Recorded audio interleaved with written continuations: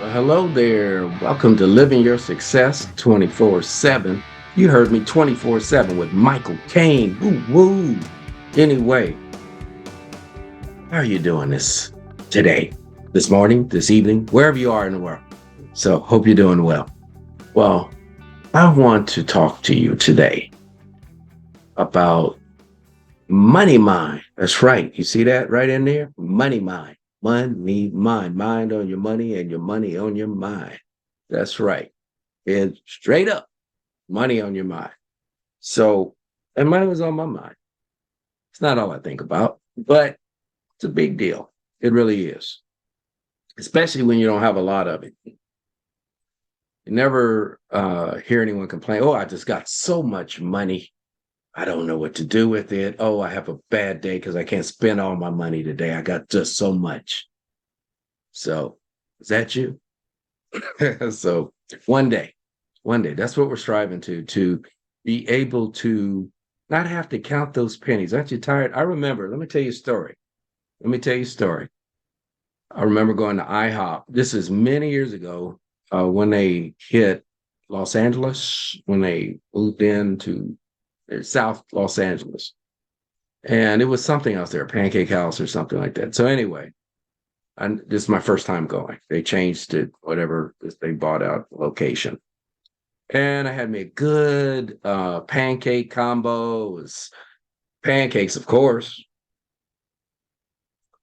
bacon, crispy, got to be crispy. Scrambled eggs, that's right, scrambled. Give me scrambled, not juicy round. I want to drink my eggs. And orange juice. And I had a good meal, took my time, just me. And a few times I ate by myself. I normally don't eat by myself. Usually, I don't know, for some reason, I was by myself. And they bring me to check. I said, okay, yeah, give me the check. I'm about ready to go. And so I go into I was wearing a suit, looking good, suit. Went in, did not have my wallet. I'm like, oh my God, my head started spinning. Thinking, oh, they're gonna send me to jail over some pancakes I can't pay for. I was like, oh my God, what am I gonna do? Yeah, everyone says, yeah, yeah, I left my wallet. Yeah, sure you did, dude. Sure you did. I was so embarrassed and some level of fear because I'm like, are they gonna call the police or something? Oh, this guy ate breakfast and said, oh, I left money in my car. And I remembered I had set aside, I make a habit of setting pennies and dimes and quarters or something like that. And I was hoping I didn't raid the cookie jar, so to speak, in the car. So I wasn't quite confident, 100% certainty that money was in my car, but I didn't have nothing else to go on except let me pray as I slowly walk to my car. And they trusted me. Said, "Oh, no problem." I was shocked by that. Mm. So anyway, I'm up there. I go in my drawer. There's no money, and that's, oh my God, please God, I don't want to go to jail today. And I don't go to jail any day. No, not any sane person would want to. But anyway, I looked everywhere under the mats, everywhere. I started finding nickels, dimes, quarters. Oh my gosh. I just started finding coins throughout the vehicle. And fortunately, I made it by like a quarter or something, 25, 30 cents. I had insufficient amount. I was like, ooh, dodge that bullet, dodge that jail. Whoa. And I didn't do that again. I made sure I have my wallet and I have money in it, and I always say I keep a few bucks in the car after that. So anyway, and my point is, you don't want to have to count pennies, quarters, and dimes to survive every day. If there's an emergency, you don't panic like I did. Oh my God, what am I gonna do? What am I gonna do? You don't want to put yourself in that position. That means you have to come to terms with your money mind. Where are you? Where do you want to be? What you need to be on a plan. Like I was. I got on a plan. because I've been broke, broken, broke, triple broke. Know how it feels? It's a horrible feeling when you literally have, let's say, the electric bill, the gas bill, and you have to choose, well, somebody ain't getting paid today. Which one? Gas or electric? Electric or gas? Which one? Somebody's not getting paid today. I do know that. Now I learned a technique where, well, I don't want to encourage you by juggling the bills around the money. That was a long time ago. And thank God. Yeah. So my goal today is you don't put yourself and get yourself in a position where you're on your knees like I was, scrounging around for quarters, nickels, and praying at the same time. Oh, guys, good to pray, but have your stuff together. Okay. Have sufficient money. And what am I saying? Saying emergency fund. You need an emergency fund. I'm sure you heard it many other times, but you really do need emergency fund because things can happen. Things can happen. Another occasion, I was driving on the freeway in a van. This was years ago. And I was telling my kids, this was probably 12, 13 years ago. I said, I was kids. It was, kind of upset that day. I said, what else can go wrong? Don't say that. Do not say what else can go wrong. And so the windshield wiper flew off after I said it. Immediately when I said it, what else could go wrong, kids? Flew right off. It was sprinkling a little light rain. So I had the windshield wiper on. What else could go wrong? And it just flew to the other car. Like, I'm going to go to somewhere who appreciates me. And the kids were just laughing. I was so mad. They were laughing. And I just, at that point, I had to laugh too. I said, well, kids, don't ever say what else could go wrong. So you prepare for wrong. And you have a plan and a backup plan B if you have to. And so emergency fund save 3 to 6 months, even a year, I would say, in these times. And I know that's difficult, but people used to laugh at me, especially before the banks, all electronic banking. You had to go in person and you had to leave work. Everyone had to leave work to go to the bank, by the way, to deposit, cash their check. And every time I had money, I don't care how small, again, this is before electronic, this is before computers. Okay. Where I went, if I had $5 or $10, I would deposit. I would stand it would be 15, 20 people in line. I'd deposit $5, $10, $20. I did that like religion. And people say, oh, look at this guy, man. He's taking his time to, guess what? That helped me out. It developed a saving habit, a serious habit where I didn't deviate. I did it like religion. Now, true, I fell off the path. I went to the unforbidden fruit with finances, but I'm just saying, when you use these concepts and tools, they work for the most part. And again, no one size fits all, but you can't spend up 100% of your paycheck. That is, you just gotta, even if you have to save $2, $3, so you're saving something.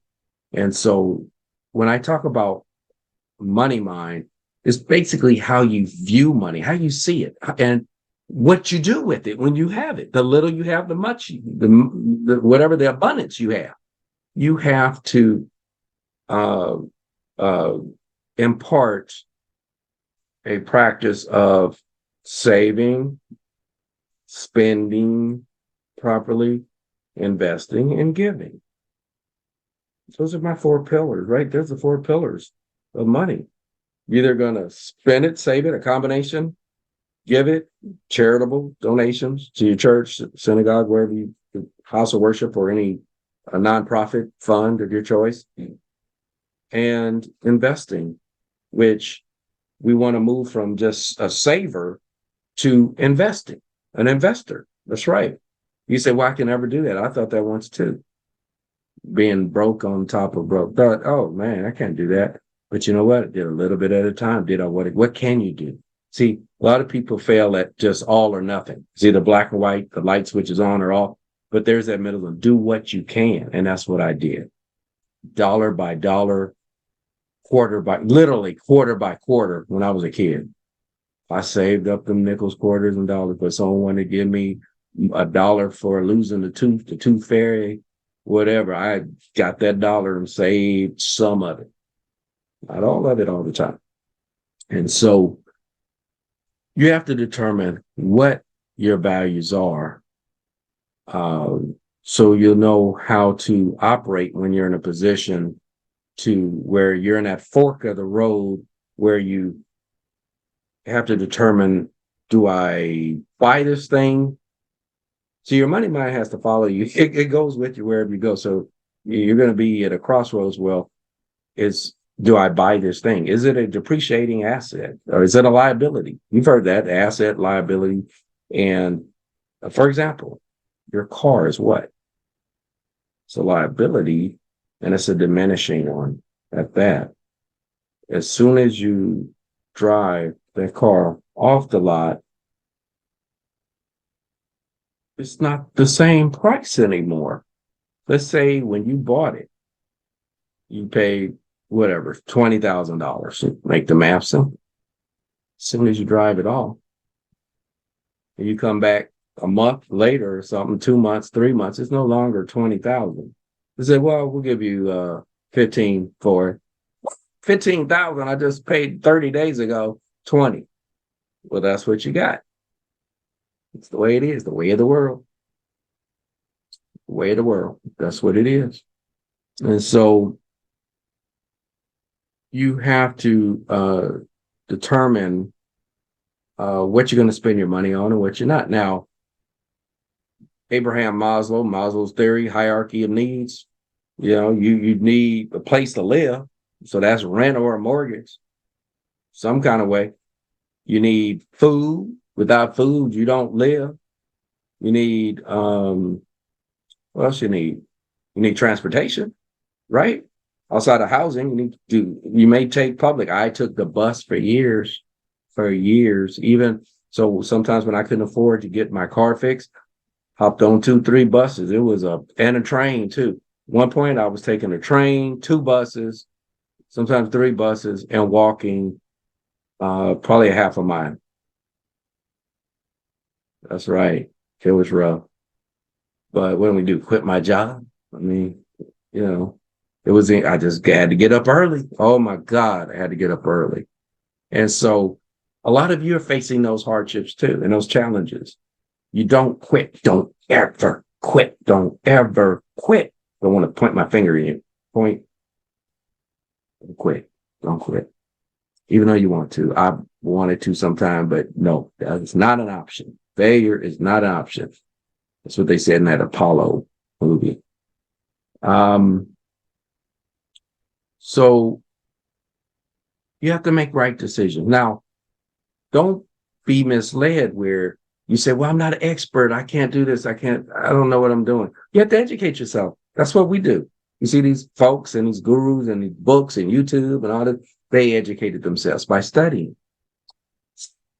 School does not necessarily mean academically inclined where you go to a paid institution. It means you pick up a book, you go to the library, a free library membership, and read the book. If you can't afford to buy a book on Amazon or Barnes and Noble, wherever your platform of choice, because most of the bookstores are gone. I'm sad at that. So you're on a road to success. You're living your success. You have to proclaim it. So back to decision making. You just can't make too many stupid, big decisions. Spend all your money on gambling, the casino, getting into major credit card debt where you can only pay the minimum, but the interest is the credit card. You started off with 5,000, now it's 10,000 because it's year 7 and you still can't pay it off. Now you're thinking about bankruptcy. Look, folks, I know a lot of people, including myself, been in a situation where put too much on a credit card and got out of hand. And sometimes it was necessity. That's all you had. You didn't have the cash. It was an emergency. That's why you have an emergency fund. See, you get it now? Emergency fund is just for that. So you don't have to tap into your regular savings and investments accounts. So this all stems from defining what our values are. and coming to terms with it. However we grew up, we could have grew up with a large household, single parent, and your parents did the best they can. This is no indictment on your parents. And you say, when I grew up, that's just not going to happen to me. And sometimes, it repeats itself, the cycle. And so you need to break that cycle and you know what? You cannot go back. So don't think, oh, 20 years ago, I did that. I was playing that in my head only 9 years ago. If I didn't make that stupid decision, I would have had all this money. You can play that dance. What if? You can play that to your grave. Just stop. You don't have a time machine, so you can't go back. You can only move forward, folks. Move forward. Look, you're moving forward. You're moving forward. That's all you can do is put the left, the right out foot, the left again, the right. Can't go back. Can't go back a minute ago, a second ago, last week, 10 years. So where do I start, you ask? Well, I'm too old, I'm too young. No, you're not. Start where you're at. Whatever age, don't use that cop out. Just start where you're at and define your values. Say, I want to make them specific, your goals. That I want to save at least 10% of my income. I want to move up to that. Maybe you can only say 1% of your income. Okay. Maybe you do need to renegotiate credit card debt and other debts. And maybe you're living in a house you just can't afford for whatever reason. Maybe you bought it that way. You didn't afford it when you bought it. And now you're kind of stuck. And same thing with the fancy car you can't afford. People are spending $800-900 a month on a car, and they have average incomes or below average. Oh my gosh, not a good decision. Not a good decision. But start from where you're at. Get rid of that expensive car you can't afford, and possibly the big house you can't afford either. I had to do that. I'm preaching to myself, the choir here. I am the choir. I had to do that. Unfortunately, sad day, but actually it's going to be a prosperous day because you're going to get back on your financial feet and and break the shackles of financial bondage, right? Like the Hulk. Let me do it again. Right? So we need to see the Hulk do that, financial bondage. Maybe we can invite him to the show, right? If he were real, right? Oh, okay, I get some issues if I think he's real, right? And so at some point, you want to have a plan, and that plan is called a budget. A budget. You heard me. A budget. Said, what's that? I don't know a budget. I want to do it. Call it for what you want. It's an outline. It's a direction of where you're going to name all your money something. This is my mortgage money, my rent money, my gas money, electric money, my school money for the kids, or clothes money. Going to save. And you know what? You don't have to have a reason to save. You don't have to have like, I'm saving for shoes or something. You can just save to save for whatever comes your way in the future. But I would separate and have a, say, emergency fund savings account, and then a separate one where it'll be your bank, where you invest with it, you go on vacations and do things like that. And so I would break it out, not have it in one big pot in one place. And so some of us have spending problems, okay? And that's now a lot of times we only think of spending problems with overspending, right? Well, that's the biggest problem. People that spend more than they have. They spend money they just don't have. What about underspending? And that speaks, you know what? Just hear me. What are you talking about? Is a problem underspending? Well, sometimes you need to consider the quality and of the merchandise or service that you're getting, and for the reason. For example, if you need surgery or something, you want to go like low ball and cheap, right? Or what I'm saying is you want to pay what you can afford to, and hopefully, let's say something costs $5-10 more, whatever it is. It could be some, you need clothes and difference between this blouse or shirt or whatever. This other one is, higher quality, and you could tell the other one may rip up and, has single thread and whatever. I'm not a fashion expert, but what I'm saying is sometimes it's just a little more money for the better quality. It's okay to go with that, to pay depending where you are financially. I want to put asterisks to that.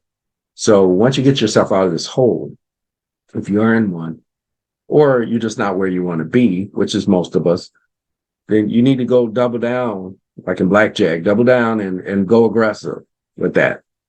I had to do that many times over my years, where I just aggressive, got rid of the cable, satellite, TV stuff, just didn't drive everywhere to spend up all the gas money and all that to conserve money.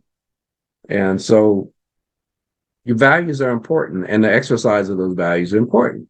So that's when I step out of the outside the house and go somewhere, my money mind is on. I'm going to spend this amount of money today, not 1 cent over. Sometimes it's good to have fun and indulge yourself, okay? But that's after you have many milestones.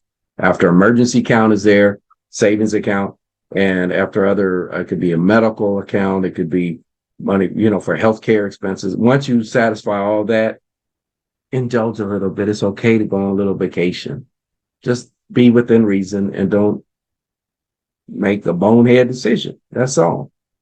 And so, by the way, please subscribe and like that button. Please do that for me. I'd appreciate it. So them algorithms can be working in Michael King's favor. Okay. And also, I have an ongoing existing podcast on Apple. Please turn that Apple. Hear my podcast, Living Your Success 24/7. iHeartRadio is another one. Spotify, Amazon, and a few other platforms, as well as my website, livingyoursuccess.com. And in the description of this show, I'm going to give my newsletter, Catalyst, and that's to help you with health, money, and business. You hear me? Health, money, business. Guess what? What order would you put those things as? You better have health, number one. You don't have your health. When you on your last leg, you're not thinking about money and all. You're not thinking about anything else. You're thinking about your survival and your health and recuperating, getting better. So I cover health, money, and business. Okay. So please subscribe to that newsletter too, and my podcast, so you can automatically get notified when a new episode kicks in on what? Apple, iHeartRadio, Spotify, Amazon, as well as a few other platforms of your choice. So anyway, so I hope this has been productive. I hope so. But let me tell you, you're not alone. Myself and millions and billions of other people have had to struggle, had to scratch their way inch by inch by inch. And let's not be too judgmental on folks. We don't know where they've been. And so I do want to bring up some books that I want to go to on another podcast or another show, another time. But I came across this interesting book, very original, and just made me think hard. And I have it right here. The Psychology of Money. I'm not getting commission, kickbacks, or royalties or anything. And I got this as a gift. Wow. Somebody gave it as a gift. Timeless Lessons on Wealth, Greed, and Happiness. Morgan Housel, I think, pronounce it. And you have to get it. It really talks about the behavioral aspects, and people, you can't judge people because you don't know how they grew up, raised, and how they were indoctrinated too. You don't know. If you were in their position, you would be doing the same thing. So it's good to work on yourself and not be overly concerned with other people and how they messed up. and it's maybe all they knew. So we got to be careful of that. Another book, I Will Teach You to Be Rich. That's another book I like right there. I Will Teach You to Be Rich. And so there's other ones I'll bring up from time to time and see, educate yourself. I didn't have to go to school. I just either was gifted those books or I bought them myself to say, I need to increase my flexibility of understanding other people and money. Money is not the root of all evil, the love of money, the good book says. So when you do things, and it's good to be passionate about something, but we want to make sure we can survive too, right? We want to make money too. It's okay to make money, just not exploit situations, exploit people, hurt people. We should be fair. We should be fair in our dealings with people. So I educate myself through these books, and I take workshops and classes and seminars, and it's good to invest in yourself. See, it's like King Solomon. He asked for wisdom, not just for riches, money, because the riches can go any day. Somebody can take it, somebody can strip it, you can lose your mind and spend it all. But if you have wisdom, you can always get it back. So look for financial wisdom. And like I said, keep yourself healthy, because without that health, all the rest of this stuff won't matter. And you have your family to consider. So, so it's important that we know how to make better decisions with our money. So that said, until next time, my friends, this is Michael Kane from Living Your Success. Yes. Thank you. Until next time.